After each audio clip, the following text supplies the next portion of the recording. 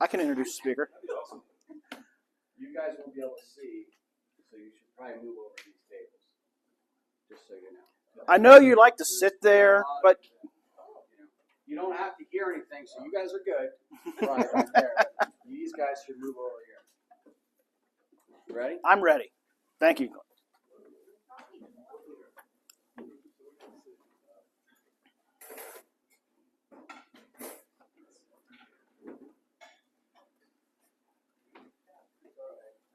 Okay. So some of you know, I would hope most of you know that before my foray into municipal management, I practiced architecture. I'm a registered architect. And I worked in the architectural field for 33 years before becoming township manager. So I started in 1984. Barely 20. I was 19 when I started as a draftsman at RLPS Architects. And that was with a two-year associate degree from Stevens Tech. So I graduated high school at 17. Just kind of gives you a perspective of how long I've been kicking around in architecture. So we don't have I'm struggling getting speakers. I'll be honest with you. I'm working at it. It's hard to get people to call you back. John, you did call me back. I apparently didn't get the message, but that's a struggle. So I thought I'd fill in today. And some of you have been following on one of my Facebook pages, The House in the Woods. So I thought I'd talk to you more about The House in the Woods a little bit. But before I dive into that, I do want to say that when it comes to Students of the Month and speakers, I want to try something new or something a little different this particular Rotary year. I'd like to not schedule speakers on the day that students speak. I want to let them speak. I want to give us an opportunity to ask them questions and interact with them. And then to round out the time, we're going to have an open mic. So remember that a few months back we did kind of the testimonials, Rotary testimonials. So once a month after the students speak and we've had plenty of time to interact with them, we're going to have an open mic. And anybody who wants to say something about their Rotary experience or just talk about something in general in the community, we will have that opportunity. So keep that in your mind. So House in the Woods. So even though I'm managing the township, I'm also still doing architecture. So I am still practicing. I've maintained my license. I worked too doggone hard to get that license. I went to Drexel part-time at night for 6 years in Philadelphia while I worked full-time in an architect's office to get my degree and then get registered. So way too much blood, sweat, and tears to just let that walk away. So, yes? Here I thought you were a genius because you graduated high school at 17, you started working at 19, but now you tell me it took you 6 years. I'll tell you the story. Well, I mean, because I have no real agenda here except to show you pictures and talk about architecture. So, when I graduated from in high school, I'll go back to high school. I liked to draw as a kid, so the guidance counselor had me taking art as electives, and I loved art. I still do like doing things like that. But I had taken as many art elective credits as they were going to allow me to take. And I hit my junior year and I needed some elective and I didn't want to do metal shop or print shop. Not that that's bad, but I just didn't want to do that. And I said, well, here we have this course called architectural drafting. You might like that. So I said, okay, fine, I'll take it. Immediately hooked. Absolutely immediately hooked. And that's how I got started. So when I graduated from high school, I was looking at and knowing myself, and knowing my financial situation, there was no way that I was going to go to Penn State or someplace like that for a 5-year architectural degree. It just wasn't going to happen. So I went to Stevens, got my bachelor's or got my associate's degree, and started working as a drafter in a firm. And at that time, in the mid '80s, you could work for 10 years, pass an equivalency exam, and then if you could pass the equivalency exam, you could sit for registration. And that was my plan. About 3 years into that plan, the state changed the law and said, oh, by the way, on this date, You now must have a bachelor's of architecture, and we're going to let some of you grandfather in, but I missed the grandfather cutoff by a year. So I was kind of, what am I going to do? What am I going to do? And I thought about, I had a friend that was at Temple, and he said, well, quit your job and come to Temple, and we'll finish out architecture together. I thought, yeah, I really liked working. I was really enjoying working. And then a coworker at RLPS who had been through the Drexel program said, hey, you ought to check out Drexel. And that's how I got to Drexel. So yeah, my career starts at the very bottom, Ken, and goes all the way to the point where I was a partner in a firm at Cornerstone Design before I left architecture. So that's the progression. So I still do this stuff because I enjoy it. It is my first love, and when I'm no longer managing the township, it will be what I go back to full time. It's currently the plan. I've been slowly trying to build my practice up a little bit here in the next 3 to 5 years because I'm 60. 3 to 5 years. That's right now. That's when Medicare kicks in. So that might be my time to exit and move back into architecture. So I'm working at it part time. But the house in the woods, that's all a long, circuitous way of getting back to the house in the woods. I feel safe in saying this in this room. I don't say it on Facebook, but the house in the woods is my brother's house. It's his second home. He's a medical physicist. He's done very well for himself. And he and his wife have always had this dream of having a cabin in the woods or a house in the woods somewhere. So on the screen you see a property, or you see a piece of woods. This is Purcell Road running down the right-hand side. And there's roughly a rectangle. You see all the red pins? Those are boundary marks. So it's 135 acres in Bedford County, central part of Pennsylvania. It's about 20 minutes from the Maryland border. And my brother and his sons are big-time hunters, so that's primarily what they do there. But they wanted a house on there. And my brother and his wife came to me and said, would you help us with a house? So I said I'd be happy to, because at that point in time, I wasn't really busy architecturally, and I wanted something to do. And this is the perfect client, because I said I'd do it gratis. The only recompense I want is the chance to go stay there every now and then, which I'm doing this weekend. So I go back to the office for an hour, and then I'm headed west for the rest of the weekend. So I'm going to the cabin this weekend. So it's been a phenomenal journey of my brother and his wife and I working together on their vision for what they'd like a place in the woods to look like.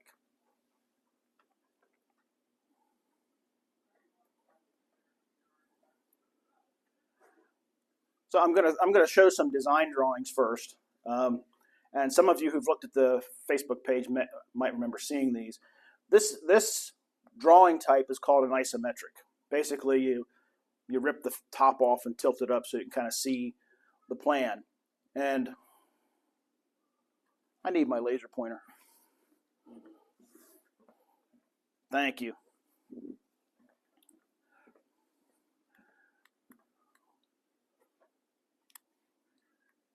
So this house sits on a slope, so it has a walkout basement, and you enter on the uphill side. So this is the main entry. This is a great room. So this is living, dining, and kitchen all in one central space. These are the stairs to the lower level. In this end is the master bedroom, master bathroom. On this end are guest bedrooms, bath, utility space, and then there's a big deck that spreads across here. There's a wood stove on one side of this chimney mass, and on the deck there is a fireplace. So you can sit on the deck and enjoy an outside fire. So John, Yes, sir. in the old days, you would have to draw that by hand, whereas now the computer does it all. Yeah, well, the computer only does what I tell it to do, but yes. So yeah, I started out drafting by hand. So the first 5 years of my career, I drew everything by hand. And then about 1989, AutoCAD really started to make inroads in architecture, or CAD in general. And so for the next, well, from 89 to 2006, we drew using AutoCAD, which is basically, it's an electronic pencil more than anything, because you're not doing anything with any real sophistication. You're making a line, and the computer knows that it's a line that goes from this point to this point, but doesn't know much else about that line. So it's like having an electronic pencil. It's not really smarter or interconnected. And then in 2006, I started using a piece of software called Revit, which is building information modeling. So when I put this together, I'm not drawing lines. I'm establishing, okay, there's this type of wall, and it goes from this point to this point, and it starts at this elevation, and it ends at this elevation. And the database has all that built into it, so it knows exactly what's in that wall. It knows how much stone is in that wall, and that piece of wall, and knows how much drywall, and anything else I want to query from the database. So I can go into this house right now, and I can tell you exactly how many square feet of stone are on the house without having to do much calculation. I just query the database, how much stone. There it is. In the old days, you had to calculate that. I had to calculate all that by hand. So this is, and when I want to put a door in, there's a family that's the door. I place the door. It revolutionized architecture. It's called virtual. Basically, you're virtually building the building out of components, as if you were building it for real. So I can sit down and produce large volumes of drawings with lots of data and information in them very, very quickly, compared to the previous version where I'm typing everything, drawing everything. This is the lower level. There are storage rooms on either end, a big rec room in the middle, and with another bathroom and a utility space. This will be the hunting room. So all the guns and all the hunting gear is going to stay down here.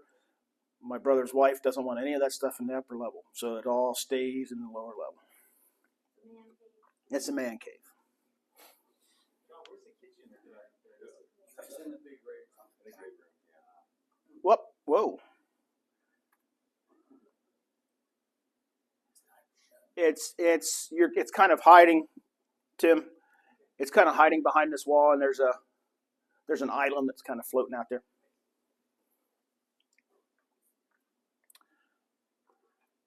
So, if you were floating in space, this is the kind of a bird's eye view of the house from the southwest. So this is that big great room space. Where's it face? It faces southeast, so the morning sun comes right into that great room space. And then this is the master bedroom, and that's the guest bedroom, and this is the deck. Can you talk about materials? We'll get there. Thank you. You would think I don't know how to use my own computer.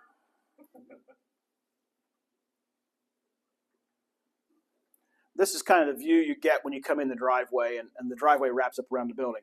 And maybe now would be a good time to talk about materials. This is stone, stone veneer. It's not true stone. In the industry we call it lick and stick, but it's. And then this is metal board and batten vertical siding, and it has standing seam metal on all the roofs. We didn't want to put any shingles on the roof because if any leaves or junk fall on the roof, we want it to. There's no gutters. We want it to come right off.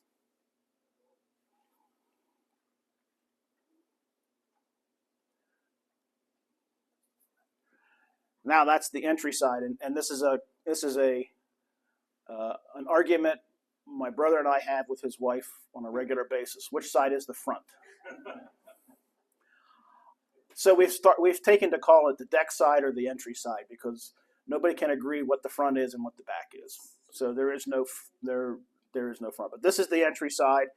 The front is where the front door is. Well, that's been my point, Glenn. But people have given me all kinds of grief otherwise. So here's the front door. We're still working on some of these things. This is a work in progress, and this is going to be part 1. So I'm going to have part 2 and part 3 and part 4 of this presentation in my back pocket. So if I ever need to find a speaker, I can just drop in here with another presentation. And we all get to spend the weekend at the house. There you go. I have to talk to my brother about that. There's going to be heavy timber brackets here that hold up this porch roof. We are building a little deck out here, kind of a porch on that side. But most of the parking exists up the bank here from the house. Yeah. So you said no gutters, so you've got a lot of slope heading towards that front. What did you do to? That's going to be in one of the pictures I'm going to show next. Will give you some idea of what we're planning on doing there, Kevin. That's just another shot of that front entry with the heavy timber brackets. And this is one of my favorite spots. We were out there in June with my brother and his wife and one of our cousins from Virginia. And every night we built a fire in the fireplace and sat out on the deck and watched the stars. It gets really dark there because we're in the middle of nowhere, and there's no light pollution from anywhere. And the stars just really, I walk out of my house in West Onagon, I look up and I think I see a lot of stars. You walk out, you sit out here on this deck in the dark, and the number of stars you see here, and shooting stars. The number of stars and shooting stars, just unbelievable. So this is what the site looked like before we did anything. So we said, I think we spent 3 different trips walking around the site saying, where do we want to put the house? Spent a lot of time on that. But this is the site we eventually picked. And then after you pick the site, you clear the site. So we were able to contract with a local excavator, and he did all the site clearing for us. A lot of those trees wound up being cut up for firewood, so there's plenty of firewood. There's no worry about ever running out of firewood. So, unless you live there full time and use the wood stove full time, but for the weekends, there's going to be firewood for years to come. What's the residence or? Oh, that little building, that's actually a camper. So until we had a structure that could be lived in, my brother had a camper out there. So when he went out to hunt or do whatever, he had a place he could spend a night. I never slept in the camper. I told him I was never going to sleep in the camper. I don't have anything against campers, but I just didn't want to sleep in that camper.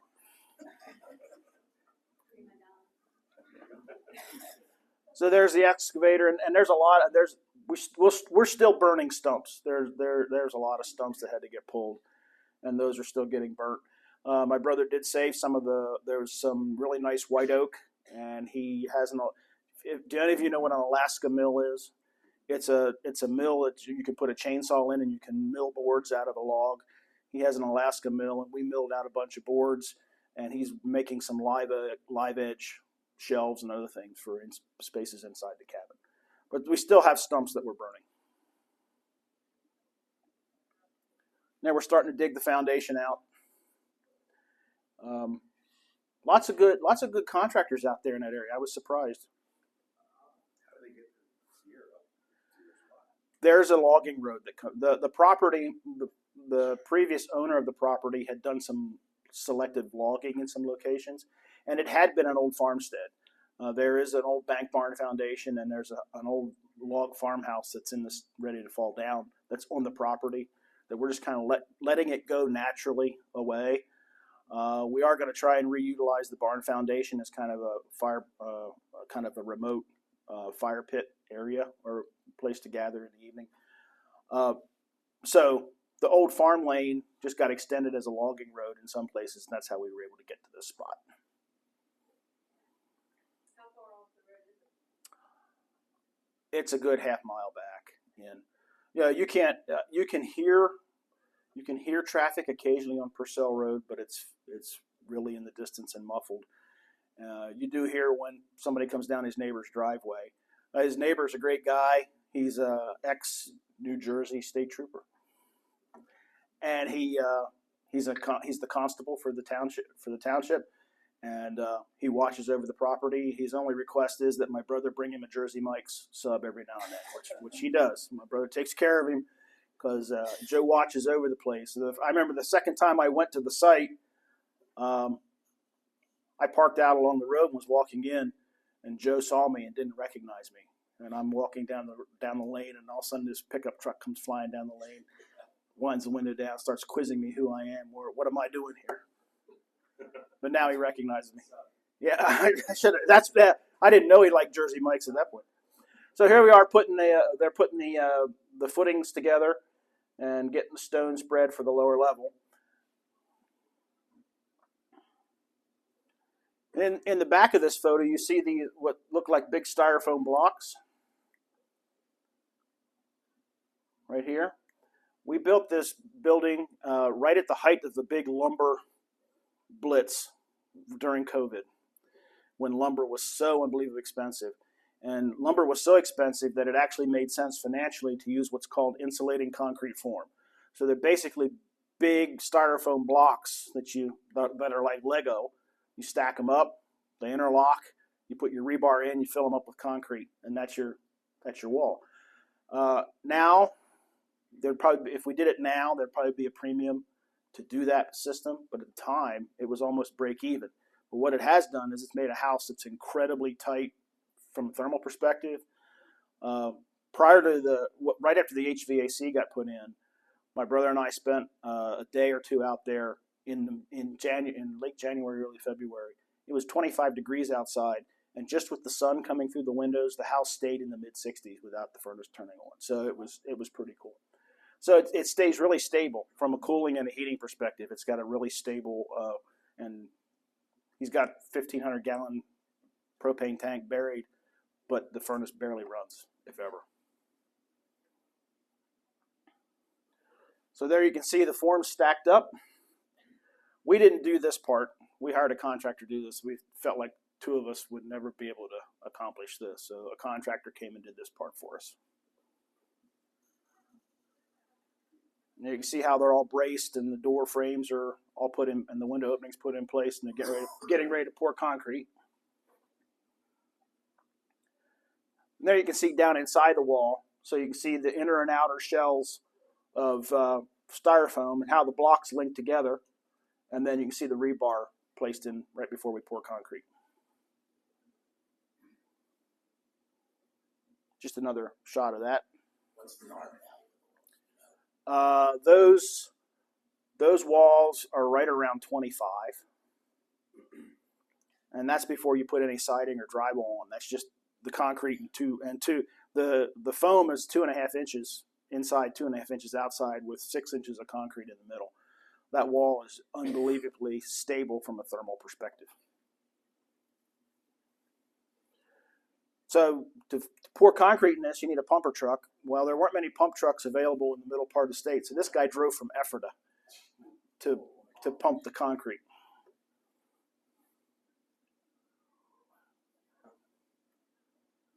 So the back here, I didn't include a picture of them actually dumping concrete, but this is where the the concrete truck comes up, puts his chute right here, and just dumps in, and then there's a pump that pumps it through the truck.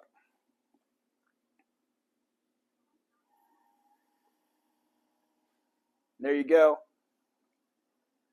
pumping concrete. You can see some of the concrete here, but this is the contractor that did he's an ICF contractor that specializes in ICF construction from Lebanon County somewhere. And that's them pumping it into the walls. So you go in a series of lifts. You don't pump it all in one location. You go the whole way around, about 2-3 feet. Make sure you don't have any blowouts. Then you go the whole way around again, the whole way around again. So it took most of the morning. I took the day off work, and my brother and I went out there and watched him do this. It was pretty incredible. Now we're starting framing. So my brother decided he didn't want to beam down the middle of the basement, which I can't blame him. I wouldn't want one either. So these are what's called TJIs. It's the manufactured wood I-beams. So it's like a 2x4 top and bottom with plywood web in between.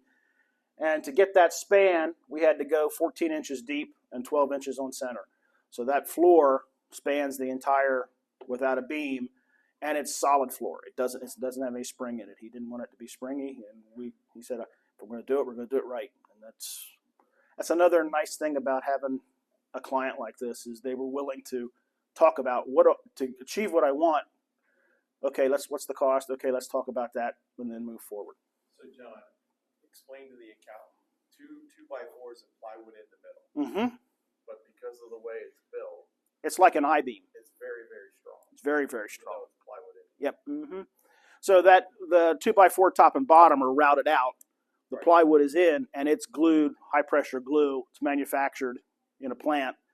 And if you had like a 2x14, regular, just a 2x14 wood joist, it would never carry that distance. Well, I guess the plywood being vertical and 2x4s being this way is what creates. Without getting too deep into structural engineering, the worst part or the most difficult part of that whole scenario is at the very middle of the span.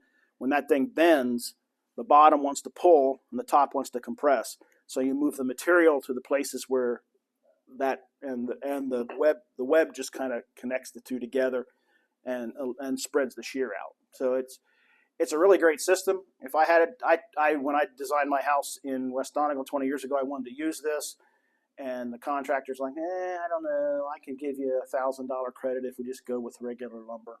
And I took the $1,000 credit. It's the worst $1,000 credit I ever took in my life, because I have bouncy, squeaky floors in my house. That's 26 feet. Yeah. And that's one 2x4? It's a 2x4 top and bottom. It's one all the way along? Yep. Well, it's finger jointed together. It's all engineered lumber. It's all made up of pieces. It's engineered, finger jointed together. Yes, Dave. I think you have a very saleable book. Well, we're looking at I looked at the Google Drive where my brother and I have been collecting photographs since this started, and there are thousands of photographs in that drive now. And when we get done, I think he and I are going to sit down. When the building is, it's never going to be truly done. We already have phase 2 in mind, so it's never going to be truly done. But when we get to a point, I think the two of us are going to sit down and put together kind of a curated slideshow. I don't know if it'll ever be a book, Dave, because I don't know how many other people would be interested in it. But yeah, there's a lot of pictures. Well, you have a teaching schedule in any school. Before you go too far, Yeah. what's the price differential versus a standard floor versus this, since this is on 12-inch center? $1,000 credit. $1,000. I can't, without knowing the lumber prices at the moment, Deb, I'm not sure I could quote that to you. This is a touch more expensive, but if you were to do a regular lumber floor, you would have had to have a steel beam. So you had the steel beam back in, and now you might be close to a wash. But it does make it a little more difficult to do HVAC. The HVAC contractor complained, but he knew it going in, so. And the only other thing about those is that firefighters are nervous. Yep. Why? Because the plywood burns, Mm-hmm. and then there's no structure. Now, this is being built under a cabin affidavit, so it doesn't have sprinklers. It doesn't have to go through the International Residential Code, but most residential codes want you to spray these now with a fire ablative paint, and that's typically good enough for it to be. So what's the difference for the HVAC guy? Well, they're so tight together. They're 12 inches on center, so there's not much space in between to run ductwork. Normally 16, yeah. There's the whole deck. So the order of operation was foundations, lower level ICF, frame the first floor deck, then we'll do the upper level ICF, and then the rest of the framing. So that's where we're going. That's where we're going next. So that's the whole deck in place. That's my brother checking things out, and these two guys were incredible to watch them put that deck down. They were just phenomenal. Done really quick. Where are you with the hammer in your hand? I'm holding the camera. Yeah. Well, it's actually OSB. It's an engineered product. It's not plywood. But yeah, you put a subfloor down, and that was glued and screwed. So the goal being not, and with this nice big wide 2x4 tops, is easy to hit and get good contact.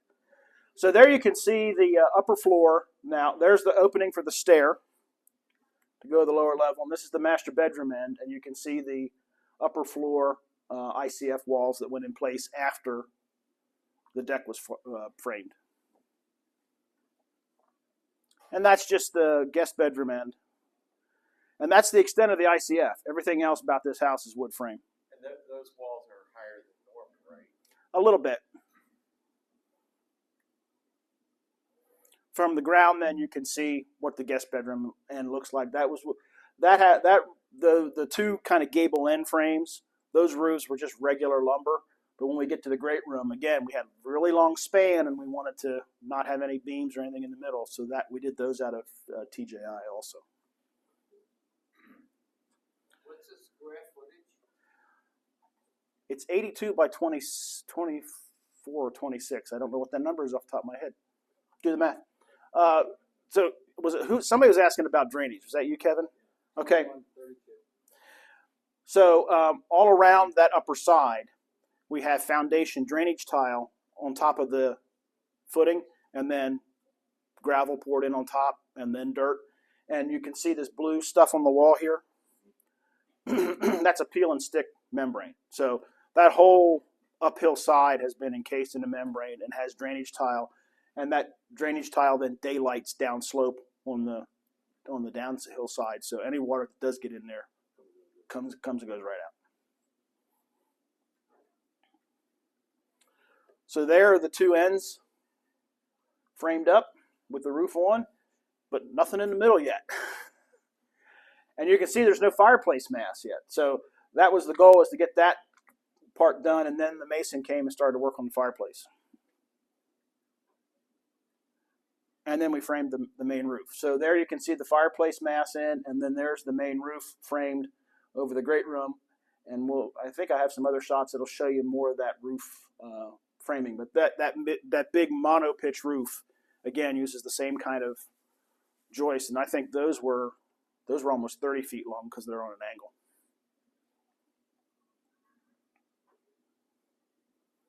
There you go. There it's framed. Now that porch roof does kind of stick out there on its own, but we do want to get the brackets under it, more for looks than anything else. And there's the inside. This is before any of the interior walls got put up. And you can see the same TJI system there for the roof. And then that got sprayed full. We put membrane on, or we put a vapor barrier on the underside, and then every one of those bays got sprayed full of spray and insulation. And that's this is the front side, Glenn. This is the front door side.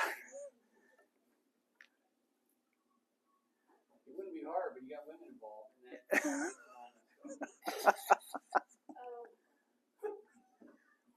I was waiting for that. So one of the unique aspects here of the windows on this project were these windows right here. And the window manufacturer didn't want to make that window until we sent them the exact size of that and shape of that opening. So after it got all framed, my brother and I went out and we took dimensions and did drawings of exactly what that opening was, so that when the window manufacturer made the opening, it would exactly fit. They weren't, and they've probably been burned a bunch of times. They didn't want us to say, well, it's going to be this, this, and this, and they make the window and it gets out here, doesn't fit in the opening. So we had to do it that way.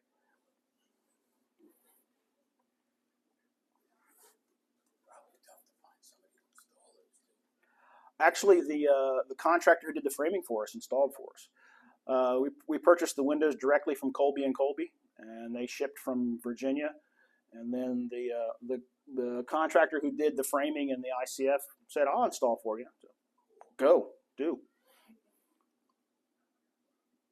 What type of glass do you use? It's a low E glass, and it does have a little bit of a tint to it. And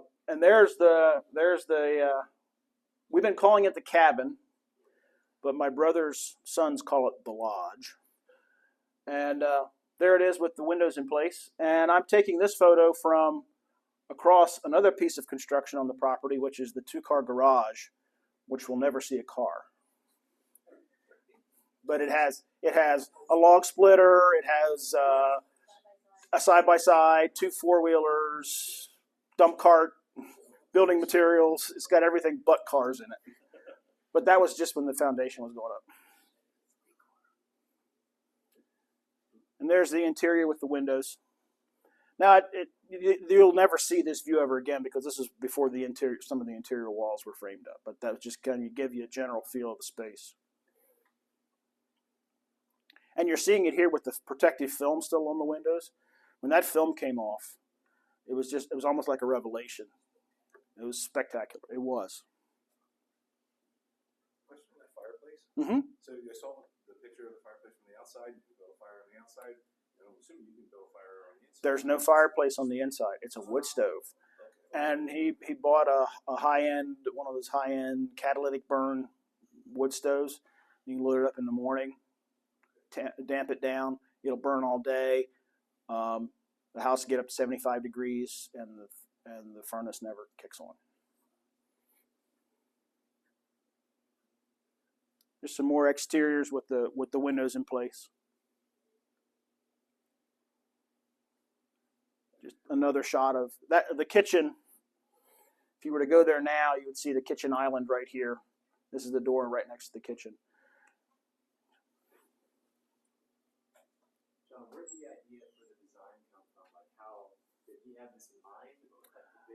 Well, we went through, this is it for today. So this is just part one.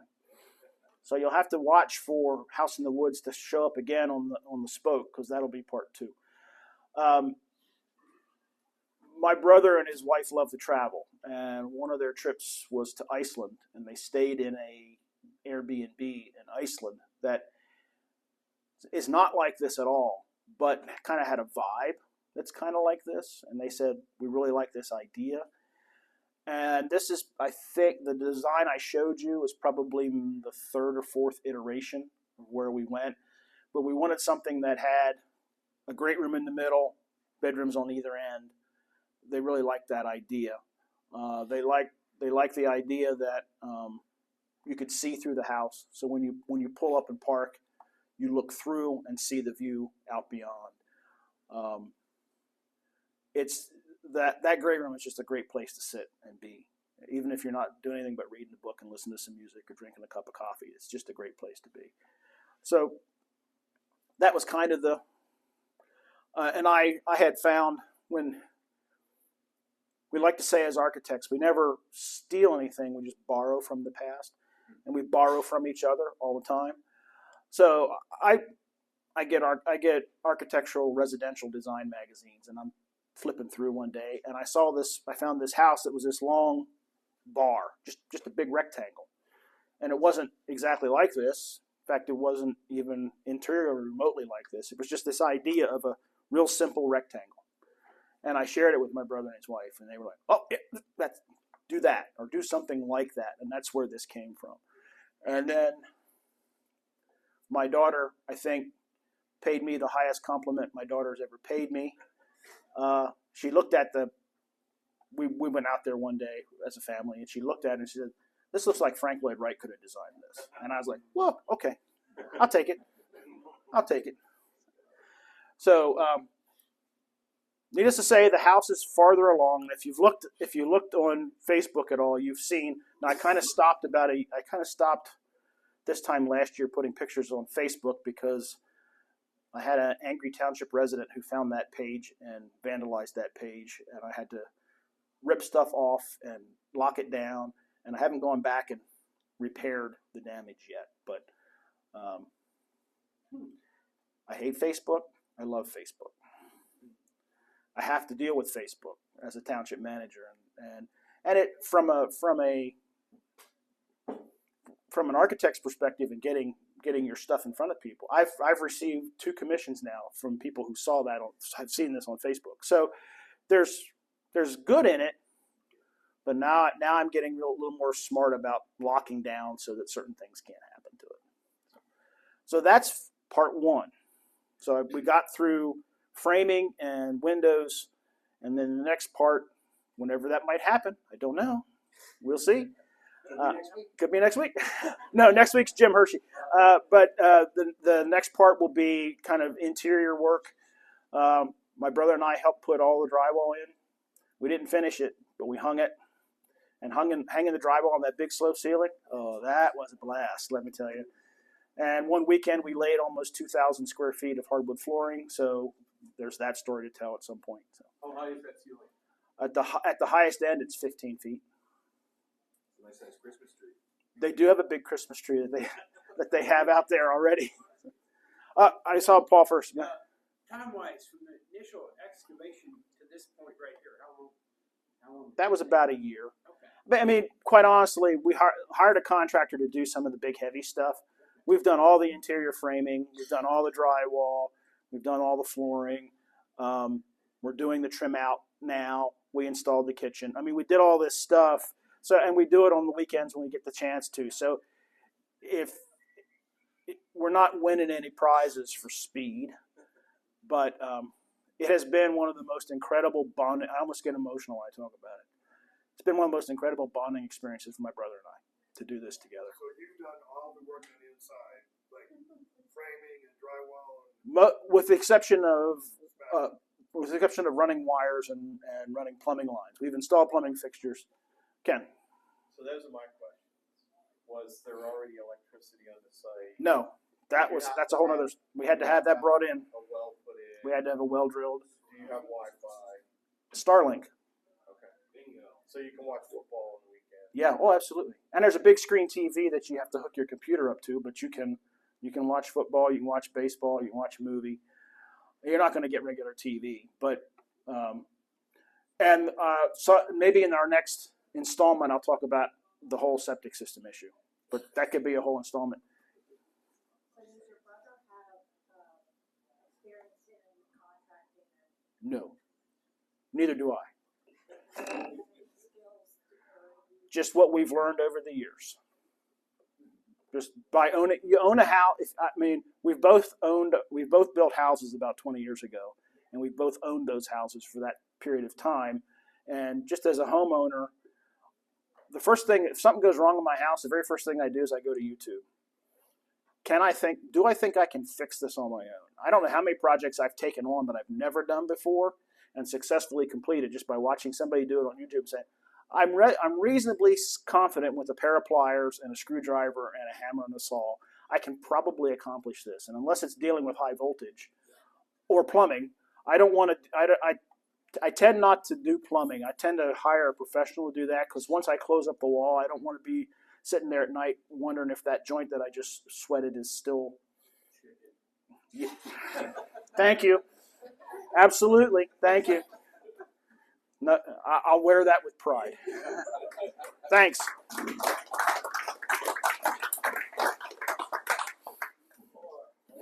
Very interesting.